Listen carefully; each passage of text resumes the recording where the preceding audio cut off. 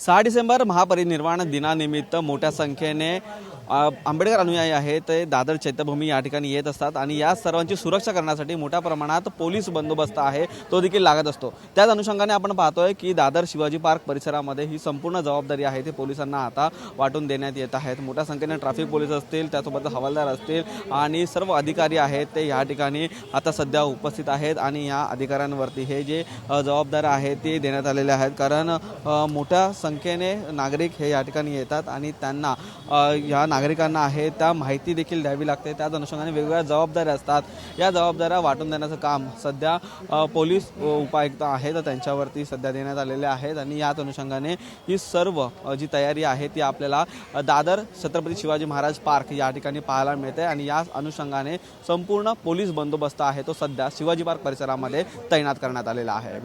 Yogesh सावंतसह Nikhil Chavan, TV9 Marathi, Mumbai.